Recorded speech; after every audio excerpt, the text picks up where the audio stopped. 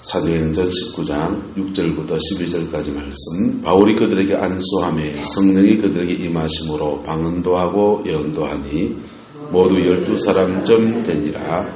바울이 회당에 들어가 석 달 동안 담대히 하나님 나라에 관하여 강론하며 권면하되 어떤 사람은 마음이 굳어 순종하지 않고 무리 앞에서 이 도를 비방하거늘 바울이 그들을 떠나 제자들을 따로 세우고 두란노 손에서 날마다 강론하니라.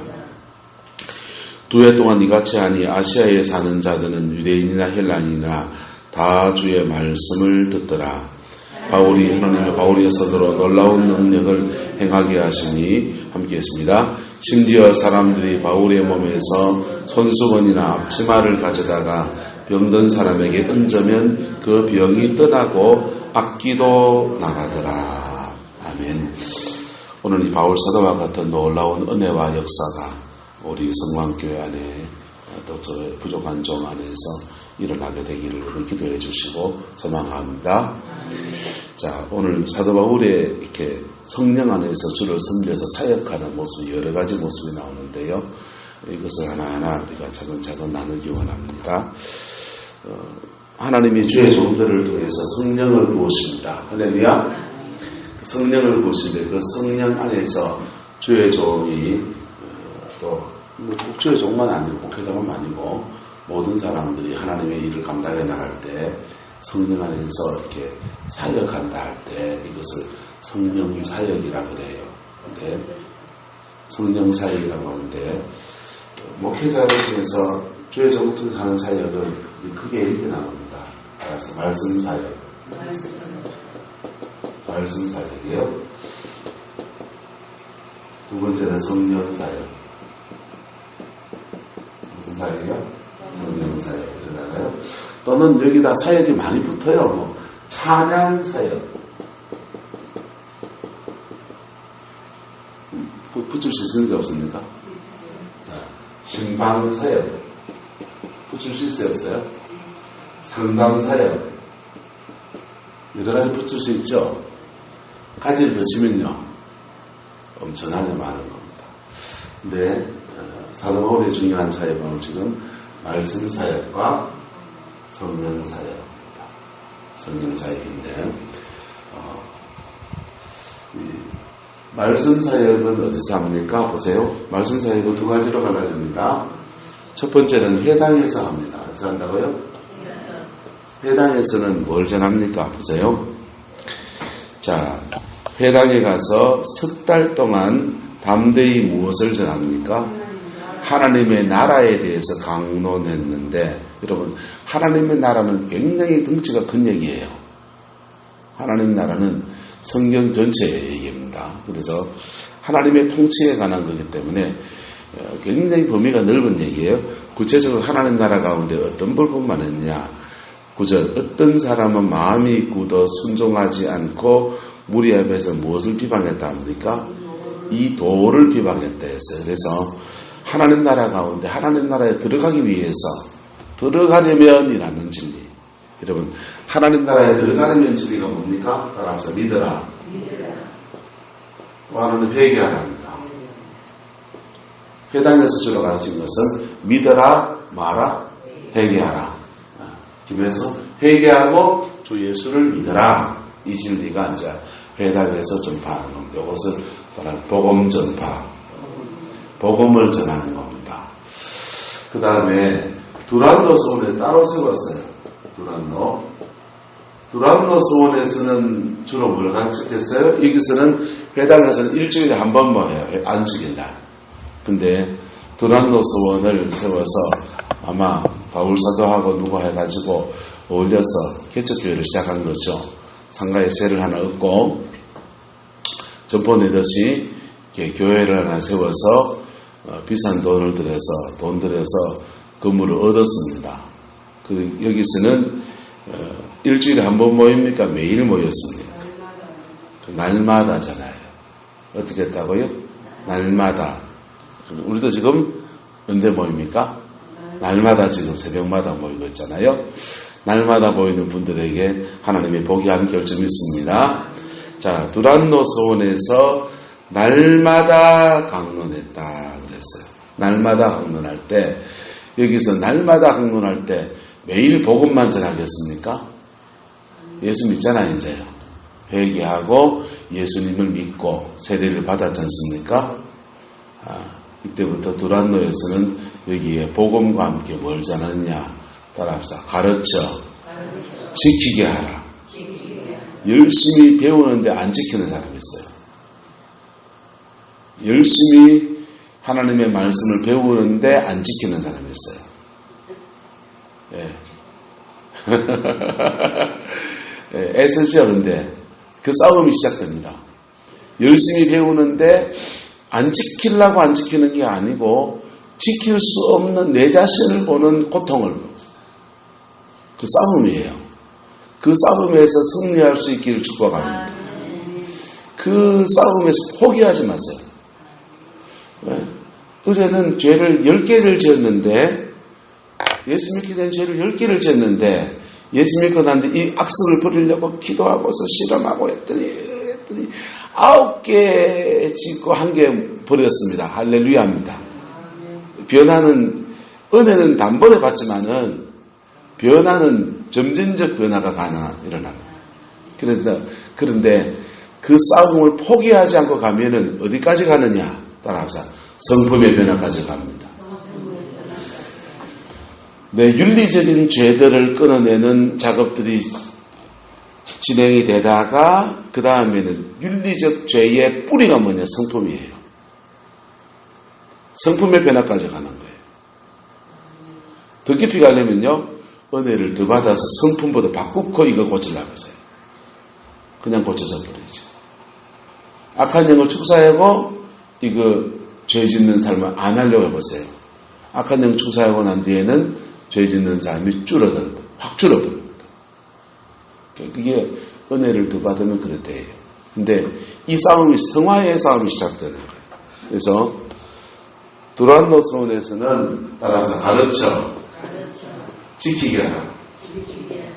가르침과 이렇게 지키는지 안 지키는지 체크하는 것을 멘토링이라고 해요. 뭐라고 한다고요? 멘토링. 영적 지도예요. 네. 오늘날 교회에서 심각하게 빠져있는 부분이 뭐냐? 말씀사에게 굉장한 훼손이 와 있어요. 강단에서 목사가 친다. 쳐야 돼요. 강단에서 안 두들맞으면 어디서 두들맞을래요? 따라서 강단에서 안 맞으면 생활에서 두들맞는다. 그럼 생활에서 맞는 게 좋아요? 여기서 강단에서 뭐라 해고 고치는 게 좋아요? 목사가 누굴 친다. 뭐 특정 사람을 미워해서 그렇게 설교하면 안 돼요. 왜 안 돼요? 그러나 양떼가 아픈 데가 있으면 위로도 필요하고요. 수술해야 되면 수술해야 되는 거예요. 맞습니까? 여기 암덩어리 그냥 있는데 그냥 달고 사실래요? 수술하고 건강하게 사실래요? 강단에 따라서 강단에서 안 맞으면 생활에서 두대 맞는다. 생활에도 두대 맞났습니까? 강단에서 맞는 게 낫습니까? 강단에서 맞는 게 나아요. 네. 감정 싣고 하는 말은 아니고, 여러분, 저는 여러분이 잘 됐으면 좋겠어요. 여러분이 복 받았으면 좋겠어요. 네. 그래서 생활적인 부분 세게 말해요. 집사람 지난주 설교 왜 그렇게 술을 세게 하냐? 네. 스스로 속이지 말라. 옆 사람 축복하고 스스로 속이지 맙시다. 스스로 속지 마세요. 난 봉사를 열심히 하는데, 기도를 열심히 하는데, 나는 직분이 뭔데, 그걸 하면서요, 자기가 짓고 있는 연약한 죄들을 그냥 놔둬버려요. 하나님은요, 심은 대로 거두게 하세요. 잘못 심었는 거 잘못 심었다고 강단에서 말 안 해주면요, 그 사람 잘못 심은 것 때문에 심도 안 받아요. 인생 잘못 산 것 때문에 나이 들고 그러면 점점 더 심판이 가까워져요.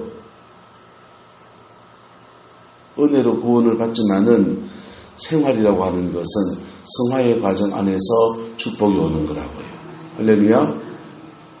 그래서 사도 바울은 말씀 사역을 회당에서는 복음을 전하다가 두란노스원에 옮겨서는 복음을 전해야 될 사람은 복음을 전하고, 그 다음 이미 복음을 받아들인 사람들한테는 가르쳐서 지키게 하는, 멘토링하는 사역을 전개해 나갑니다. 이게 가장 목회자가 해야 될 중심 사역이에요. 가장 중요한 사역이에요. 여기에 영적 전쟁이 있을까요? 없을까요? 있습니다. 설교할 때 영적 전쟁이 치열해요. 말씀을 못 듣게 하는 영들이 작동해요. 예배 시간에 자꾸 조시는 분들, 진짜 피곤해져 오는 거 일주일에 한 달에 한 번 이렇게 조시는 거는 영적 전쟁 아니에요. 진짜 피곤해서 그런 거예요. 매주마다 조신다. 상습적으로 조시는 분들은 사실은 본인이 몸 관리를 좀 하셔야 되지만은 영적인 그 사단이 졸게 만들어요. 말씀 못 들게 만들어요.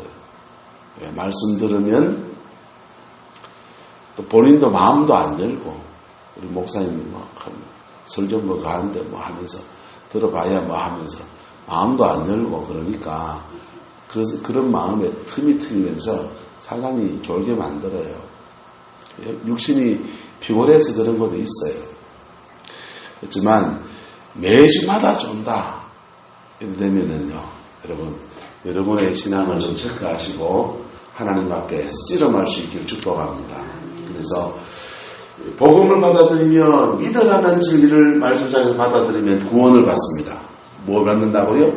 구원을 받습니다.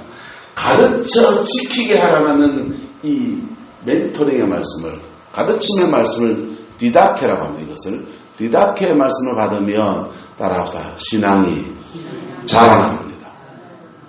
자라나야 하나님 뭐든지 맡길 수 있습니까? 없습니까? 여러분 집에서 돈 맡기는데 돈 맨날 헛프게 쓰고 하면 돈 맡깁니까? 안 맡깁니까? 못 맡기는 거잖아요. 못 맡기는 거죠. 안 맡기는 게 못 맡기는 거예요. 불안해가지고. 그래서 은사를 주시는 것도, 물질을 주시는 것도 하나님이 말씀 붙들고 살아가는 사람한테 맡기는 거예요. 할렐루야. 교회에서 직분자를 뽑아도 말씀 붙들고 살아가는 사람들을 뽑아야 돼요. 맞습니까? 안 맞습니까? 교회를 난장판으로 만들 거예요? 예?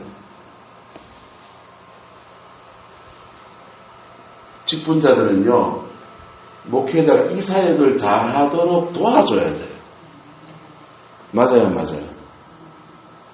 말씀 사역을 잘 하도록 도와줘야 돼요. 그리고 자신의 몫을 잘하는 사람들에게는 하나님이 그 몫을 잘하는 데 대해서 상을 주세요. 할렐루야. 그래서 사도 바울이 했던 중요한 사역은 첫 번째 말씀 사역입니다. 두 번째 성령 사역인데요. 성령 사역도 두 가지를 권하십니다.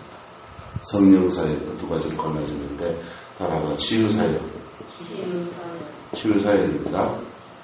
치유 사역 보세요. 오늘 본문에 사도 바울의 치유 사역은 우리가 하는 거하고 장난이 아니에요. 보세요. 바람이 넘어간다. 자, 11절. 하나님이 바울의 손으로 놀라운 능력을 행하게 하시니, 무엇으로 행하게 하셨다고요? 손으로 하셨어요. 무슨 손으로? 손으로 하셨어요. 그러니까 바울 사도가 주로 손으로 사역했다는 거예요. 뭘로? 발로 했다? 손으로 했다? 손으로. 어떤 사람 발로 사역한 사람 있어요? 예, 발로 사역에도 성령 역사할 수 있어요. 근데 발로는 하지 마세요.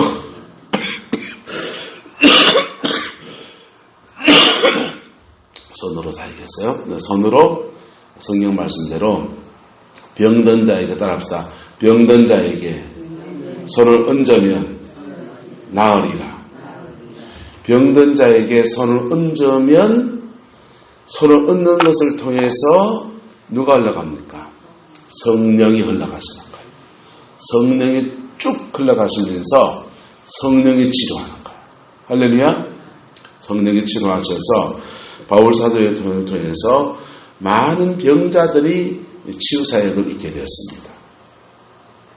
그런데 심지어 극단적인 사역도 나와요. 12절 심지어 사람들이 바울의 몸에서 무엇이나 무엇을 손수건이나 앞치마는 왜 했는지 모르겠어요. 이 앞치마에는 모르겠어요 했는지. 어쨌든 손수건이나 앞치마를 가져다가 병든 사람에게 뭐 했답니까? 얹었다, 덮어줬단 말이죠. 이게 왜 덮어줬겠어요? 이게 덮어줬다. 아프니까 그냥 이게 이런 일이 왜 시작됐겠습니까? 사역하다가 넘어지고 그러면은 이제 막 이렇게 하니까 이제 추하니까 덮어준단 말이에요. 이불 같은 걸로 덮어주는데 손수건으로 덮어줬는데 근데 그때 성령이 확 역사하신 그걸 보면서 야 손수건 가지고 역사가 일어나는구나 해서 너도 나도 손수건 앞치마 들고 나기 시작하는 거겠죠. 어쨌든 손수건이나 앞치마 바울 사도가 손이 대었던 물건을 가지고서 병든 사람에게 얹어주면 뭐가 됩니까? 그 병이 뭐하고 떠나고 뭐도 나가고 악기도 나가고. 자, 병이 떠나는 거, 병이 낫고와 악기도 나가는, 악한 귀신도 떠나가는 것을 병행구절로 써놨어요. 그래서 이 말은 뭐만 하면 병 나을 때 따라서 병도 나을 때 귀신도 나가더라. 병 낫는 거와 귀신도 나가는 것이 같이 짝으로 일어나더라. 보세요. 성령이 임하십니다. 우리의 몸이라고 하는 이 신체가 있잖아요. 몸이 있는데 성령이 임하십니다. 그래서 약해진 몸의 부위를 성령이 치료하십니다. 그래서 치유사역이 일어납니다. 할렐루야. 그런데 똑같이 성령이 임하십니다. 임하시니까 여기 먼저 있던 어둠의 것들이 할게요. 어둠의 것들이 떠나갑니다. 떠나가니까 치유가 일어납니다. 둘 다 맞습니까? 맞습니다. 둘 다 맞아요. 성령이 임하셔서 우리 자체를 창조주 주신 성령 하나님. 성령님이 창조주 맞습니까? 맞습니까? 따라합시다. 가장 잘 고치는 분은 나 만드신 분이다. 우리 만드신 분이세요. 하나님 우리 만드신 분이거든요. 성령이 임하십니다. 그래서 우리의 약한 부위를 창조하신 그분이 고치십니다. 그래서 병이 낫습니다. 할렐루야. 성령이 임하십니다. 마귀가 여기 악한 영들을 공격해 놨습니다. 근데 이놈들이 떠나가니까 이 신체 기관이 자기 기능을 발휘하기 시작합니다. 혈관이 자기 기능을 발휘하기 시작합니다. 그러면서 치유가 일어납니다. 둘 다 맞습니까? 맞습니다. 둘 다 맞아요. 그래서 치유사역은 축사, 악한 영을 쫓아내는 사역과 병행해서 일어납니다. 할렐루야. 악한 영을 쫓아내는 사역과 병행해서 일어납니다.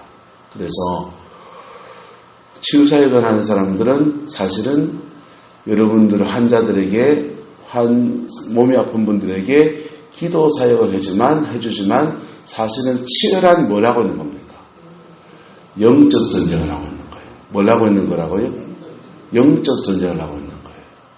의사들은 영적 전쟁 알까요? 모를까요? 몰라요. 알고 하는 분도 있을 수 있어요. 모르는데 그 환자들 치료해요. 물론 의학적인 것으로. 의학적인 것을 치료합니다. 문제는 영적 전쟁에 몰라요. 사단이 주로 공격해 나온 결과물입니다. 병이라는 게 많은 부분이. 그걸 공격해요. 그걸 치료해요. 이걸 드러낼 때 어두움이 의사를 공격해버려요. 그래서 의사집 아이들이 다운이가 많아요. 다운 증후군. 우리 누나가 특수학교의 정박아 선생님이에요. 누나가 그래요. 참 이상하지. 다운 증후군 애들은, 정박아들은 집안을 보면은 의사들이 많다. 직업상 자기도 모르게 영적 전쟁의 한복판에 있는 직업군이에요, 의사가. 월급 500만원, 600만원, 700만원 받으니까 좋은 직장이잖아요. 세상적으로는 좋은 직장이죠. 사실은 자기도 모르게 영적 전쟁의 한복판에 사람을 살리는 이 소중한 일이잖아요.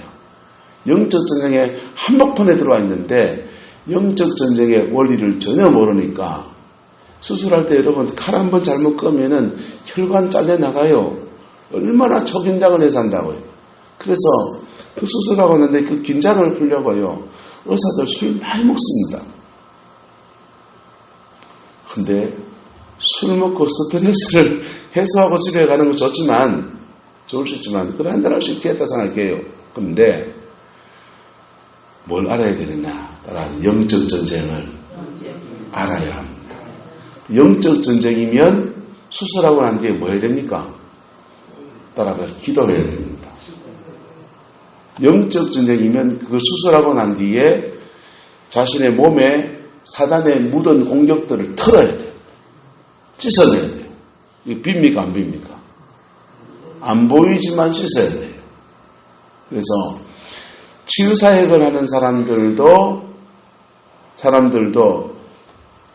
사실은 병자를 위해서 기도해주고 좋아요. 선한 일이에요. 주의 선한 일 감당한 자에게는 하나님의 복이 있습니다. 할렐루야. 그런데 여기에 심각한 문제가 하나 있어요. 치유사역을 했는데 묻어요. 왜 묻느냐? 첫 번째는 따라서 단도리를 잘 안 하고 해서 그렇습니다. 여러분 농사 지으러 농사 말고 만약에 우리는 그런 게 잘 없지만은 자 무쇠 후라이팬에 손잡이도 무쇠예요. 거기다가 계란을 국을 끓여서 찌개를 끓였어요. 찌개를 끓였는데 그걸 맨손으로 듭니까? 손에 목장갑을 끼고 듭니까? 당연하잖아요. 맨손으로 든 사람 있어요? 그게 단도리를 잘하고 하는 거라고. 맞습니까? 안 맞습니까? 저는 군에서 주부섭진에 걸렸어요. 주부섭진에. 그게 나이 드니까 점점 또 심해져서 계속 약 바르고 살아요. 매일 칼질하면서 요 손가락이 땡땡해요. 칼에 계속 대해가지고 굳은 살이 되게가지고. 보세요. 하루에 400명분 국에 들어가는 무를 매일 쓴다고 생각해 보세요. 칼질이 날아가지요. 근데 그 부산물로 수부섭진에 걸렸어요. 안 걸리려면 뭐 해야 됩니까? 목장갑 끼고 고무장갑을 끼든지 비닐장갑을 끼든지 그래가지고 손에 물이 안 닿게 하고 그리고 그거 다 하고 난 뒤에는 햇볕에 잘 이렇게 말리고 그래야 됩니까? 안 됩니까? 사역도 그래요. 치유사역을 하든지 말씀사역도 마찬가지예요. 성령 안에서 영적 전쟁의 한복판에 들어가는 사역을 하는 사람들은 따라합시다. 단도리를 잘하고 들어가야 되고 사역이 끝나고 난 뒤에도 자기를 단도리해야 합니다. 그래 안 하면 마귀는 쥐 살라고 쥐를 치는데 쥐는 안 쳐요? 그 등신입니까? 여러분 같으면 누가 한 대 치는데 방어 안 하겠어요? 오스코사 맞습니까? 맞습니까? 그래서 에베소서 6장에 하나님의 전신갑주로 무장하라는 얘기가 나오는 거예요. 하나님의 전신갑주로 무장하라는. 그래서 사역 전에 자신을 단도리 하는 거 하고 그 다음에 영적 전쟁 치르고 그 다음에 사역이 끝나고 난 뒤에 자신을 단도리 하는 걸 해야 돼요. 그 텀을 잘못 가지면 일주일씩 2주일씩 고생해요. 어둠의 영이 묻어가지고.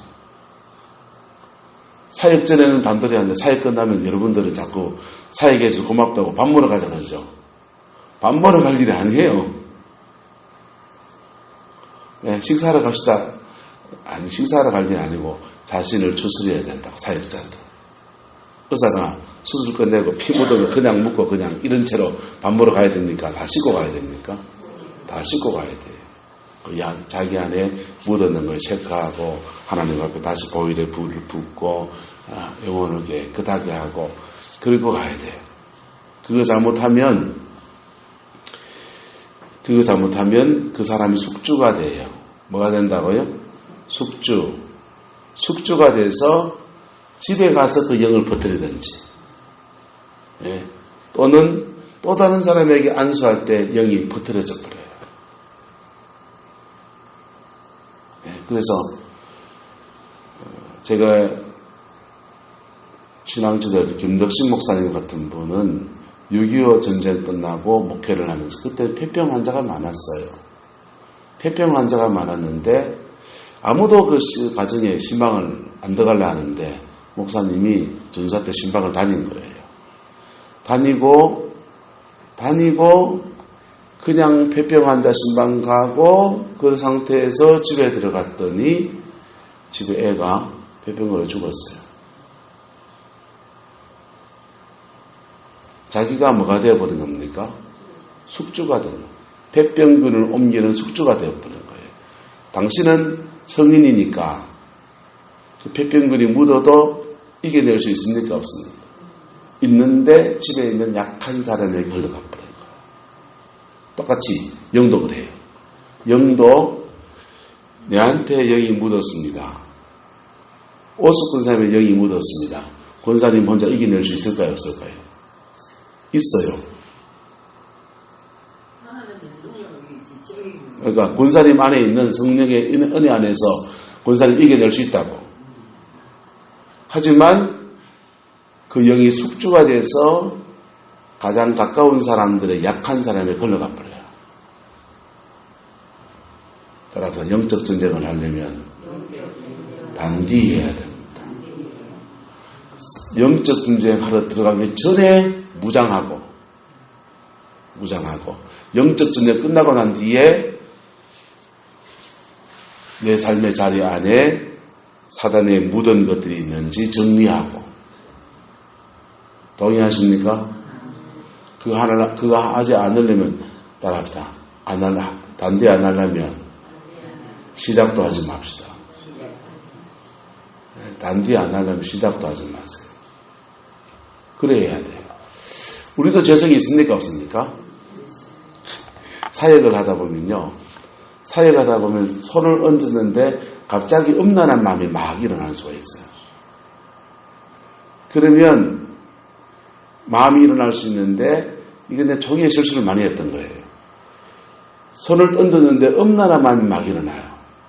그래서 나의 예수 믿기 전에나 또는 신앙이 어릴 때에 음란했던 생활 습관이 있을 수 있습니까? 없습니까? 있죠. 그런 게 막 머릿속에서 떠올라요. 손 얹고 있는데 내 머리는 지금 음란한 생각이 막 뜨는 거예요. 그러면 따라합시다. 영분별입니다. 뭐라고요? 영분별이에요. 지금 그 질병이나 이 사람의 지금 그걸 잡고 있는 영이 사실은 음란의 영이에요. 그래서 분별로서 끝내야 되지. 내가 그 생각을 따라서 상상력이나 옛날의 그 추억이나 뭐 그런 것들을 망상이나 이렇게 헤매버리게 되면 손을 얹어 기도하면서 사실은 누가 공격을 더 심하게 받는 겁니다. 내가 더 심하게 받는 겁니다. 무슨 말인지가 돼요? 내가 더 심한 공격을 받게 돼요. 그래서 그랬을 때에 사역 후에 자신을 정리하면 정리가 됩니까? 안 됩니까? 정리가 되죠. 사역의 요령을 터득하면요. 손을 얹었는데 평소에 안 얹나네. 근데 손을 얹었는데 예생활 습관의 것들이 막 떠오르면서 자신의 재성을 시기, 질투, 옛날 상처 막 떠오를 수 있어요. 그럴 때 따라서 영분별입니다. 뭐라고요? 영분별이에요. 그래서 영분별이니까 그 사람한테 대놓고 말하면은 상처될 수 있기 때문에 속으로 선포하는 거. 음란의 영은 떠나가라. 시기질투의 영은 떠나가라. 막 잡생각이 막 떠올라요. 잡생각의 영은 떠나가라. 잡생각의 영은 떠나가라. 음란의 영은 떠나가라.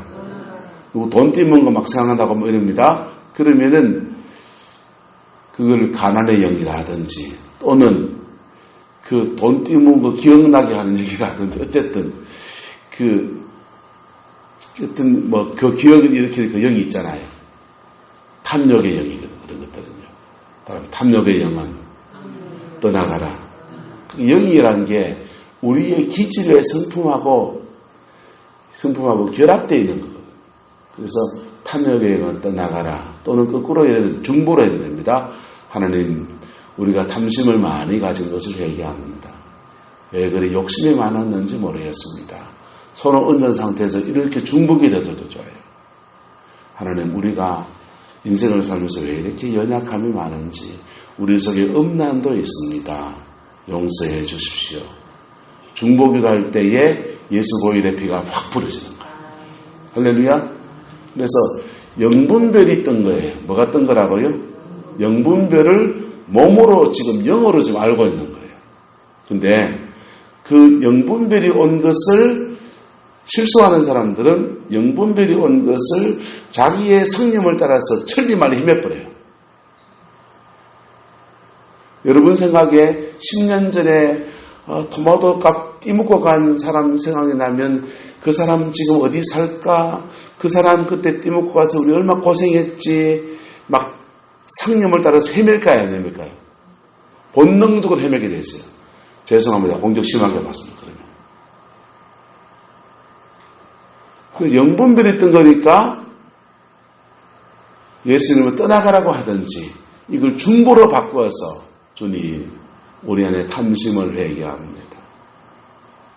이렇게 선포할 때 보혈의 피가 뚝 떨어지면서 사역을 하면서 공격을 덜 받게 돼요. 뭘 덜 받게 된다고요? 덜 받게 돼요. 그래도 농기구 가지고 너무 맸으면은 좀 흙 묻습니까? 안 묻습니까? 묻잖아요. 근데 이 호미 가지고 찌는데 돌을 그냥 쎄리 짰어요. 그럼 이가 나가요? 안 나가요? 이 나가잖아요. 그러니까 사역을 할 때 돌비를 때리 짜야 됩니까? 살을 끌어내야 됩니까? 그거는 요령이잖아요. 사역할 때도 요령이 필요하고 사역 후에도 흙 묻은 거 있으면 잘 씻고 정리해서 잘 말려놓고 하듯이 사역 전, 사역 중, 사역 후 요걸 관리를 잘해야 돼요. 이게 사도 바울의 치유사역인 겁니다. 저와 여러분 안에서 성령 안에서 이 아름다운 치유사역들이 우리에게 활성화되기를 소망합니다. 어디서 실험해 봐야 되느냐? 집에서 해보세요. 뭐에서 해보자고요? 집에서. 집에서 여러분 자녀들 놓고서 열심히 손 얹어 기도해 보시라. 그리고 가급적이면 동성간에 하세요. 뭐 간에? 동성간에. 이성간에 사역하면 음란행이 굉장히 많이 역사해요. 그렇기 때문에 동성간의 역사예요. 동성간에 남자는 남자, 여자는 여자, 동성간에 기도해 주시는데 특별히 여자분들은 이 가슴, 이 쇄골이는 여기 부분을 이렇게 해가지고 기도를 많이 해줘보세요. 그러면요 눈물을 많이 울면서 상처들을 극복하면서 십자가의 능력을 경험합니다. 자, 성령 사역은 두 번째 사역은 따라서 임파테이션입니다. 임파테이션이 설명했어요.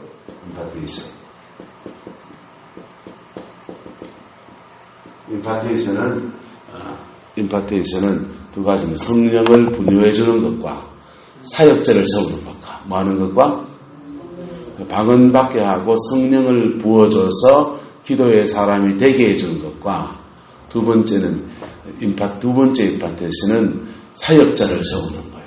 뭘 세우는 거예요? 사역자를 세우는 거. 주의 종들 세울 때 옛날에 지금도 하잖아요. 안수 집사 기름 부어 세운 장로님을 축복해 주시고 여러분 진짜 기름 부었습니까? 목사님 안수 받을 때 목회자들 10명씩 손 얹어서 막 쭉 기도해줘요.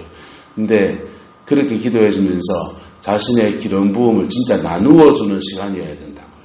따라 살려면 단디해야 됩니다. 이게 사도 바울의 말씀 사역과 성령 사역이에요. 그 다음에 뭐 찬양 사역도 하시고 다른 모든 사역도 하셨지만은 교회가 주의 종을 통해서 이 사역을 제대로 감당해야 돼요. 이 사역을 감당할 때 여러분 설교를 재미로 듣는 사람은 목사님 설교가 오늘 예화가 뭐가 재밌었대. 그 떡집이 어디고 재미로 듣는 겁니다. 재밌었다. 재밌을 수 있습니다. 재미도 있어야지. 그런데 영어로 듣는 귀가 열리길 축복합니다. 영어로 듣는 사람들은요, 설교의 내용을 통해서 교훈을 받아요. 그렇지만은 그분들은 설교 말씀을 들으면서 성령의 임재가 있느냐 없느냐를 굉장히 중요합니다. 그 말씀을 들을 때에 내용과 여러분 소리굽새 울리거든요. 여기를 땅 치면 여기가 울려요. 저에게도 성령이 있고 여러분에게도 성령이 있습니다. 할렐루야. 그럴 때 제가 성령 안에서 말씀을 전할 때 여러분의 영 안에 있는 성령이 여러분을 확 울려주시는 거예요. 그러면서 같이 울리면서 화답되어져요. 그럴 때 그렇게 화답될 때 성령이 흘러갑니다. 성령의 임재가 흘러갑니다. 이걸 방해하는 것이 사단이에요.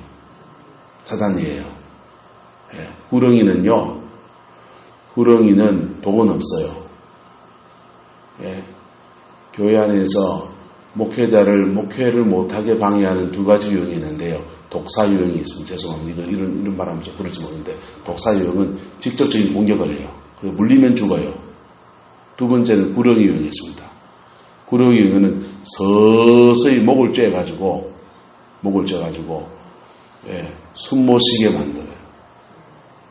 목사는요, 영이 편안해야 돼요. 목사는 집에서 부부싸움하고 설교하면 안 돼요. 영이 편안해야 돼요. 그래야 평안한 중에 복음을 전하고 복음을 전하면서 성령이 쭉 흘러가는 거예요. 내가 굳어 있어요. 인상 막 쓰면서 혈기가 막 충만해. 그러면요, 말씀을 전할 때 내용은요, 설교 좋은 내용은 천재 들렸어요. 근데 그 내용은 뭐 복받으라, 축복합니다, 사랑합니다 하는데요. 사실은 사랑도 안 전달되고요. 기쁨도 안 전달되고요. 그런 거예요. 성령이 전달돼야 됩니다. 할렐루야. 그래서 은혜를 받아야 돼요. 실제로. 그 은혜를 받아야 돼요. 이게 말씀 사역에서 원수가 방해하는 겁니다. 사도 바울도 방해를 받았습니까? 안 받았습니까? 받았죠. 예수님도 말했습니다. 말씀의 씨앗을 뿌릴 때에 길가에 떨어지는 씨앗은 듣는 즉시 새들이 와서 쪼아먹어버립니다. 말씀 전할 때 영적 진행이 일어납니다. 그 싸움에서 목사가 기도하면서 승리해야 되죠. 여러분, 제 설교에 주일날 설교가 제일 쉬운 설교예요. 왜냐하면 일주일에 한 번 오는 성도님들이기 때문에 제일 쉬운 설교예요. 새벽 예배 설교가 제일 무거운 얘기를 이제 많이 드리는 겁니다. 깊은 얘기도 하고, 주일날 설교 준비가 원고 준비라면 제일 쉬운 원고예요. 근데 제일 잠 못 자고 끙끙 앓으면서 씨름하는 날이 주일날 설교예요. 왜요? 영적인 부담감 때문에 그래요. 여러분, 사도 바울은 이렇게 말씀 사역하고 이렇게 성령 사역하면서 균형 잡힌 두 가지 사역으로 에베소에서 교회를 세웁니다. 그렇게 세워진 교회가 사도 바울의 로마의 감옥에 있는 그 끝까지 사도 바울과 동력하는 그러한 교회로 세워지게 된 겁니다. 할렐루야. 우리 성광교회 안에서 이렇게 균형 잡힌 교회의 모습이 아름답게 세워지게 되기를 예수님의 이름으로 소망합니다. 여러분, 말씀을 받으십시오. 말씀이 팬다, 좋습니다. 뺐다 합시다. 누구를 겨냥하진 않지만 자기한테 부딪혔다. 하나님의 대박난 날입니다. 예. 부딪힌 그 말씀 붙들고 십자가 앞에 깊이 나가십시오. 말씀에 두들겨 맞는 사람은 생활에서 안 두들겨 맞습니다. 만슬에 두들겨 맞는 사람은요, 생활 속에서는 하나님의 복이 오는 겁니다. 예. 성령의 사역합니다. 기도 사역을 합니다. 방언을 열어줍니다. 성령의 임파테이션을 합니다. 치유 사역합니다. 축사 사역합니다. 다 할 수 있습니다. 사도 바울만큼 깊이는 어떨지 모르지만 어쨌든 이 사역 다 해낼 수 있습니다. 믿음으로 다갔으면, 믿음으로 사역했으면 이 사역 다 해드리겠습니다. 그래서 저와 여러분이 온전하게 되어지는 믿음의 여정으로 세워지게 되기를 예수님의 이름으로 축복합니다. 그래서 여러분 가정에 대박 나세요. 자존심 상합니까? 말씀 앞에 두들 맞는 게 생활에서 두들 맞는 것보다 100배, 1000배 낫습니다. 기도하겠습니다. 사랑과 은혜가 많으신 아버지 하나님, 주님의 나라가 이루어지게 하옵시고, 주님의 그 뜻이 이루어지게 하옵시고, 아버지의 그 영광이 이루어지게 우리 하나님 축복하여 주시옵소서. 주의 나라가 이루어지게 하옵시고, 하나님의 그 영광이 풀어지게 해주셔서 우리의 삶에 회복이 있게 하옵시고, 우리의 삶에 은혜가 있게 하옵시고, 주님의 영광이 머물게 하나님 주장하여 주시옵소서. 주께서 함께해 주시기 원합니다. 예수님의 이름으로 축복하며 기도드리옵나이다. 아멘.